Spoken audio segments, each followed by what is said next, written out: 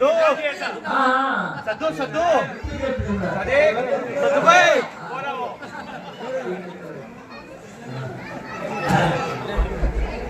मेरे पिताजी के बुजुर्गों, माताओं बहनों, नौजवान साथियों और प्यारे बच्चों, ये पूर्व सभापति मत कहो, वंश पूर्व सभापति, एक बार सभापति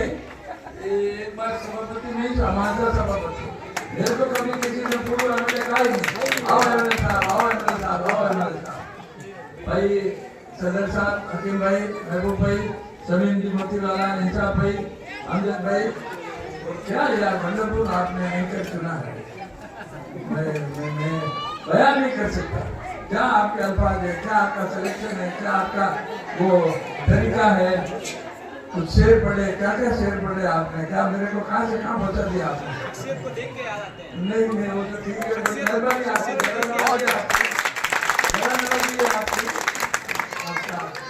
जवान पर जैसे कोई सरस्वती बैठी है, तो मैं एक बार सबका शुक्रिया अदा करना चाहता हूँ। आपने न सिर्फ मेरे को वोट दिया है, अपना दिल निकाल कर दिया है। मैं 9 चुनाव था, 9 चुनाव में भी पंचायत में कांग्रेस से लड़ा, चाहे दिल्ली लड़ा, आपने हमेशा मेरा साथ दिया, हमेशा साथ दिया। कभी मेरे कुछ कमी नहीं रखी आपने वोट देने में, कुछ किसी तरह की कोई कमी नहीं रखी। और उस कमी नहीं रखने की वजह से ही मेरे को टिकट मिला। मेरे को घर बैठे टिकट मिला है, आप लोगों को मैं जयपुर नहीं गया, टिकट मांगने दिल्ली नहीं गया, किसी के आगे हाथ नहीं जोड़े। मैंने कहा यार अपन जाएंगे, लोग भी समझेंगे कि यार ये रोज आता है फिर भी टिकट करता है, तो मैंने कहा अपन आराम से शांति से घर बैठे रहो। और कांग्रेस वाले टिकट देंगे तो बहुत ठीक है, नहीं देंगे तो अपन तो लड़ेंगे, वैसे ही लड़ेंगे। अपन तो लड़के हासिल करने वाले लोगों में है, कोई उस कैटेगरी के लोग नहीं अपन। तो मैं बहुत दिल से शुक्रगुजार हूँ, दिल से आपका एहसानमंद हूँ। और मैंने तो आपके यहाँ बहुत भले निसार साहब हो, न भले मामू साहब हो, न भले अल्ताफ साहब हो, न भले कोई तो भी हो, मेरा आपका नमक मेरे पेट का है। मैंने बहुत दोस्त रोटी खाई है इस मानो, इसलिए आपका नमक मेरे पेट में है, इसलिए मुझे नहीं कोई शर्म की बात नहीं है। भैया आज मैं कहता हूँ, ईमानदारी से कहता हूँ, कोई कुछ भी कहे ये तो बेवकूफ है, 5 रुपए लाभ हुआ है, मैंने ऐसी बातें करता है। हिंदुस्तान में खाली एक ऐसा एकमात्र शहर है जहाँ हिंदुओं के किसी जोड़से में, हिंदुओं के किसी धार्मिक आयोजन प्रयोजन में मुसलमान इलायची सुपारी वगैरह लेके खड़े रहते हैं। और मुसलमानों का कोई त्योहार हो, मुसलमानों का कोई वो हो, तो उसमें हिंदू खड़े रहते हैं, फूल बरसाते हैं, सब काम करते हैं।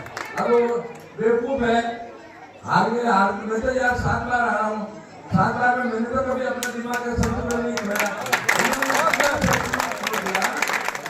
इतना संतुलन हो गया कि भीमराज गाड़ी तो वहाँ ईद पे जाता है, मुसाफिर रहता है, घर मिलता है, और रामनवमी के जुड़ से मैं कभी नहीं आता। अरे मैं मेरी मर्जी होगी जहाँ जाऊंगा, या तुम कौन हो मेरे को गाइड करने वाला? कौन गाइड करने वाला? तुम कौन हो? तुम राम, तुम्हारे पिताजी राम मंदिर के उसमें गए थे, वो गेस्ट हाउस में रुके, वहाँ गए ही नहीं, जूते खाने गए ही नहीं, जूते खाने नहीं गए। वो जूते खाने में मदन राठौड़ गया बेचारा, उसको जूते पड़े थे। आपके पिताजी को, गुमान मंदिर को किसी को जूते नहीं पड़े, वो गेस्ट हाउस में, रेस्ट हाउस में रुके। इसलिए मैं तो आपका बच्चा हूँ, आपका भाई हूँ, आपका दोस्त हूँ। मैं वाजिब काम तो करूंगा ही करूंगा, उसमें तो कोई दो राय नहीं। और मेरे को तो, मैं इंजीनियर हूँ, इसलिए मेरे को तो सरकार के नेटवर्क कसना सब आता है।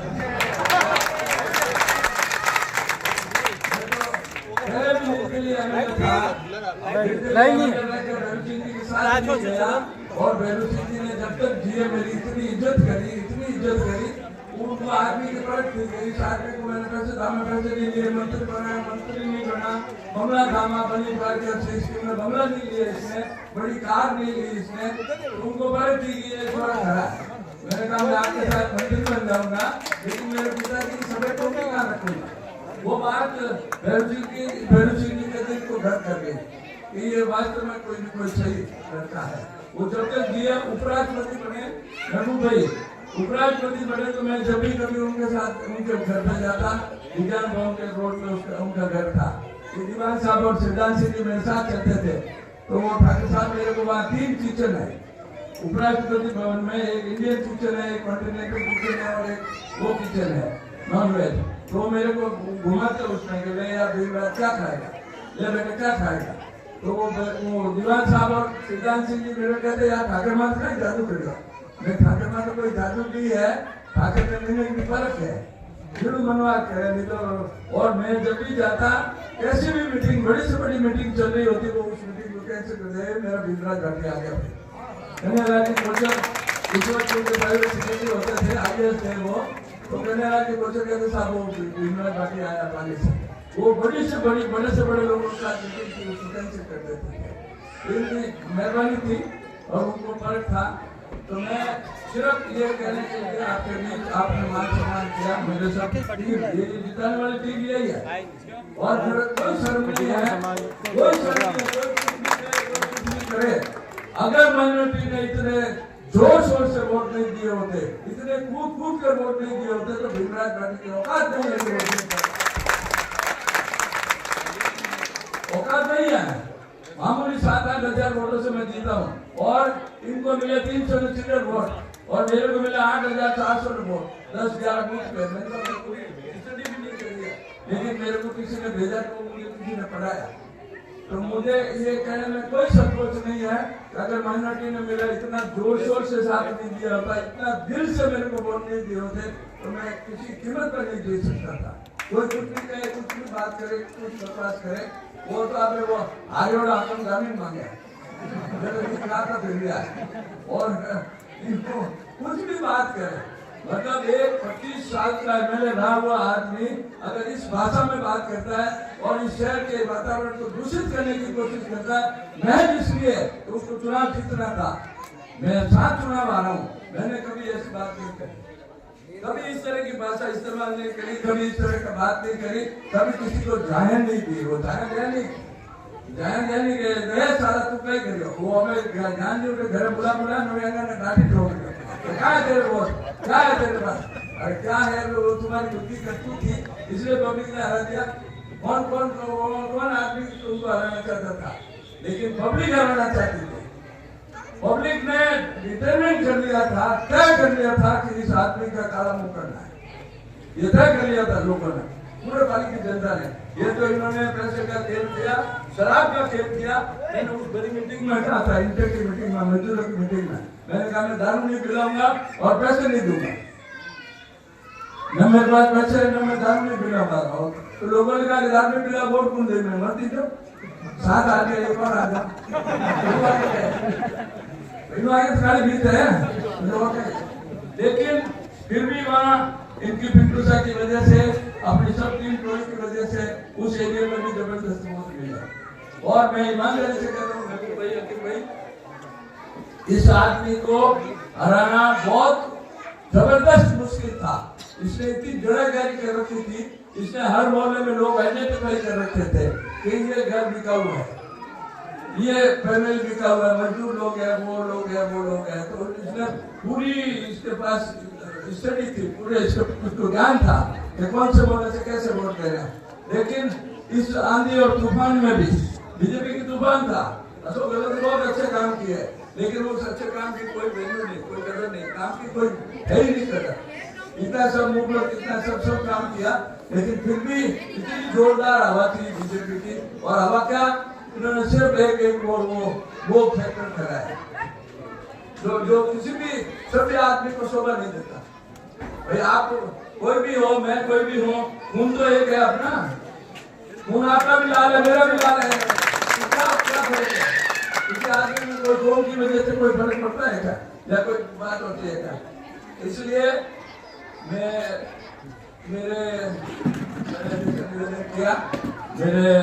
पेट में आपका नमक है, इसलिए मैं उस नमक की जो मेरी अदा करने की शक्ति है, उससे ज्यादा मेहनत करके मैं आप सबकी सेवा करूंगा। और वाजिब और गैरवाजिब मैं वाजिब गैर वाजिब देखता ही नहीं। मैं तो ये देख रहा हूँ कि महबूब भाई एक महीने मेरे लिए लौट है, तो ये भले कैसा भी गैर वाजिब काम भरा दे, कैसा भी गैर काम भरा दे। मैं सरकारी अफसरों से, IAS IPS अफसरों से कह के ऐसा मेरा आदमी इसको माना तो है, इनके टाका है 8, वो हॉस्पिटल भर्ती है, पर मैं समझता नहीं हूँ। मैं तो इंजीनियर हूँ, कानूनी लीगल भाषा में समझता नहीं हूँ, और इसकी जैसे कैसे मदद करो मेरा खास आदमी है। तो मैं आपको उदाहरण के साथ कहता हूँ, मेरे 33 साल के राजनीतिक इतिहास में किसी IAS और किसी IPS अफसर ने मेरे को मना नहीं किया, किसी ने भी मना नहीं किया। ये आदमी बेचारा न तो कभी ऑफिस आता है, न कभी कोई रसगुल्ले कचौड़ी खाता है, न कभी कोई मेहमान बढ़ाता है, न कभी हमारा टाइम खराब करता है, न डे टू डे इंटरव्यू करता है। रोजमर्रा की दखल अंदाजी मैं नहीं करता। मैं तो जिस दिन तकलीफ होती है उस दिन मैं कलेक्टर SP को बात करता हूँ और खुली बात करता हूँ, साहब मेरे हाथ में गलती तो करिए, हम कैसे बचाना है इसको बचाओ। और आज तक मेरे को ईश्वर की मेहरबानी है, मालिक की मेहरबानी है कि मेरे को आज तक किसी IAS ऑफिसर ने, चाहे जयपुर हो, चाहे दिल्ली हो, मतलब पाली हो, कहीं पर भी किसी स्तर पर किसी ने ना नहीं किया। और राज सवाल कि मैं तो बहुत राजी हूँ, मतलब राजी नहीं होना चाहिए, लेकिन मैं इसलिए राजी हूँ कि मैं विपक्ष में बैठूंगा। विपक्ष में बैठने का फायदा ये है कि आप रोज जीत गा सकते हो, आपको स्टडी होना चाहिए। विधानसभा की जो रूल ऑफ प्रोसीजर है, वो रूल ऑफ प्रोसीजर पता होना चाहिए। 295 में कैसे लगाना, 24 घंटे पहले कैसे स्पीकर को लिख के देना, 48 घंटे पहले मैंने एडिट रूम में कैसे लिख के देना, वो मुझे पता है। मैं रोज विपक्ष में हूँ तो मैं रोज गीत गा सकता हूँ। मैं पहले भी गीत गा के सब बड़े बड़े काम किए, मतलब मैं अब नहीं कुछ कहना चाहिए, लेकिन मैं उस जमाने में 93 में भी federal democratic Republic of Germany से 9 करोड़ रुपए लाके मैंने सरकार के भरोसे में नहीं था, भारत सरकार के भरोसे में नहीं था। वर्ल्ड बैंक से पैसे लाके मैंने जयपुर और खालडा में 45 लाख रुपए लगा के सरकारी हॉस्पिटल बना दिया, जिस सरकारी हॉस्पिटल में ग्रेनेड लगा। अब साधारण आदमी अच्छे से अच्छा पैसा वाला भी ग्रेनेड लगाने में हिचकिचाता है, लेकिन वर्ल्ड बैंक ऐसे नॉर्म्स है IPP लाइन में तो उसमें ग्रेनेड लगा दिया। सरकारी अस्पताल में ग्रेनेड लगा हुआ है।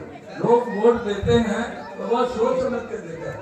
तो गोरखपुर को देखना है या कोई बगैर हाथ लगाना, कोई वोट नहीं, अगर हाथ लगा एक दफे वोट ले सको, 2 दफे वोट ले सको। आप लोगों ने तो और मेरे पाली के मतदाताओं ने तो मेरे को 8 चुनाव में लगातार वोट दिया, लगातार बढ़ते गए वोट। तो ये सब, और मैं कहता था इलेक्शन में ये आपका टिकट है, मेरा टिकट नहीं है, मेरे को छोड़ा था यहाँ आराम से पाली से। मैं कहा टिकट तो जाए कौन जाए टिकट, एक गांधी की रोज भरोसे तो टिकट मिले और भीमराज पाटिल दिल्ली लड़िया में न रहा नहीं, और मैं जीतो वो लड़ो जीते जिनको फोका खाते भी, मतलब वो हिल गया। एक बूथ में 1.5 घंटे बैठे रहा इलेक्शन के पोलिंग करके। इसलिए मैं तो बहुत शुक्रगुजार हूँ, बहुत एहसानमंद हूँ, और वो एहसान मैं अगर मेरे बाप की औलाद नहीं तो मैं एहसान उतारे बिना रह नहीं सकता।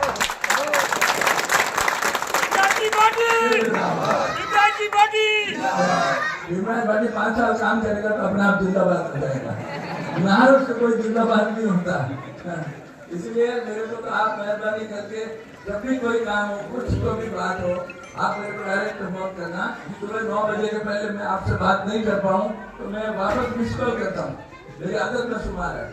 सुबह में नहा धो के पूजा करके खाना खा के फिर टेलीफोन अटेंड करता हूँ। मेरे को कोई भी मेरे पास टेलीफोन आए तो मैं उसको वापस टेलीफोन करता हूँ, बोल भाई क्या बात, वो फिर तो बात बताता है। मैं उस आदमी आपसे से बात करके फिर उसको कह देता हूँ कि तू फलां दिन चले जाना, 11 दिन चले जाना, आज मत जाना, आज वो अफसर वहाँ नहीं है और कल जाना, तो टाइम तय करके मैं उसको बोल देता हूँ। इसलिए आदमी सोचता है यार ये ठीक है, अपने जो काम का इसने अपने अफसर से बात करी, इसने अपने को वापस बोला, मैं उसके पास गया, फिर मैं उसको बोलता हूँ कि तेरे को कोई तकलीफ हो, कोई अफसर ठीक से नहीं करे, सारे जगह था तो मेरे को पकड़ वापस मेरे को कहें। इसलिए आप मेहरबानी करके कोई सा भी काम हो, किसको भी पकड़ लेना, मेरे को पकड़ लेना, हमारी जिताने वाली टीम टोली को पकड़ लेना, जो भी आप कहोगे वो सब आपकी सेवा में अंतर कर रहे हैं। एक बार फिर मैं सब आप सबका शुक्रिया अदा करता हूँ। वोटों के लिए, हमारा इस्तेमाल करने के लिए और ये ऐसे एंकर को पैदा करने के लिए। यार मैं तुम कहाँ छुपे रहेंगे मेरे यार? हेलो, कहाँ छुपे रहेंगे तुम? कहाँ छुपे रहे? सारा मैं 7-8 चुनाव 9 चुनाव लड़ा और कभी मेरे को नजर ही नहीं आए। क्या है? मेरी पैदाइश नहीं हुई थी। 20 साल का है ये। ये जोधपुर से आए हैं। हाँ। हाँ, हमारे खाला के लड़के हैं ये। अच्छा। मेरे दादाजी के बड़े भाई जर्मनी में रहते हैं। हाँ। कि इस जमाने में मनमोहन सिंह साहब और सबसे वो फ्रेंडली पहचान थी। आज भी वो जर्मनी में रहते हैं। अशोक गहलोत साहब से वगैरह सबसे उनके अच्छे ताल्लुकात हैं। उनके नक्शे कदम पे मैं जो है वो सोच रहा हूँ कि मैं भी राजनीति में घुसा है। आपको पकड़ लेना। आपको मेरी बात सुनो, मैं ये बात खुद ही कहता हूँ, मैं नेता बनने की फैक्ट्री हूँ। लोग ये कहते हैं कि सियासत बड़ी गंदी चीज है। और लोग ये कहते हैं कि सियासत बड़ी गंदी चीज है। हाँ। मैं कहता हूँ कि अंदर उतर के उस गंदगी को साफ करो। बिल्कुल सही है। Politics is meant for politics is played by dirty people for dirty purposes and with dirty intentions. राजनीति गंदगी का ही खेल है। उस गंदगी में हमारे जैसा आदमी फंस गया, इसलिए रोज आते गया। इसलिए नवा चुनाव आप लोगों ने मेरे को जिता के कामयाब करके ये साबित कर दिया कि सही आदमी की लोग कदर करना जानते हैं, सच्चे आदमी की कदर करना जानते हैं। नहीं तो लोग तो भाग जाते हैं। एक चुनाव लड़ा घर बैठ गए, 2 चुनाव लड़ा घर बैठ गए। लेकिन मेरे को रोज आपकी मदद मिलती रही, तो मैं कामयाब हुआ। और आखिर वो मालिक ने भी सुनी, ईश्वर ने भी सुनी कि यार ये बेचारा रोज आता। आपके दिन में दिया था कि वो यार दिन रात रोज आ रहे हैं, हमके दिन में पार पड़ता हो। और उधर मालिक ने सुनी कि हाँ यार ये लोग इसको चाहते हैं तो इसको पार पड़ता है। इसलिए मालिक की भी बड़ी मेहरबानी रही। नहीं तो बहुत मुश्किल खेल था, आसान खेल नहीं था। चलो एक बार पुनः आप सबका बहुत दिल से शुक्रिया, बहुत मेहरबानी आपकी। क्या ऐसा भी ना हो जाए तो इसलिए मैं एक बार और आप सबका शुक्रगुजार हूँ। और मेरे को जो भी कोई बताएंगे वो मैं करूँगा। और उसके अलावा मेरे दिमाग में जो कुछ बातें हैं पाली के लिए, वो मैं बदली का आदमी हूँ तो मैं वो सब करूँगा। आपके बताए हुए काम तो करूँगा। मेरे दिमाग में जो है पाली के लिए कुछ करने का तमन्ना, वो मैं इस तरह से गुजारिश करता हूँ। हाँ,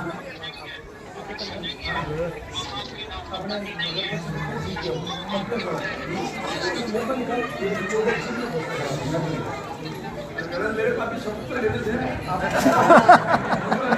अभी इलेक्शन में जीता हूँ।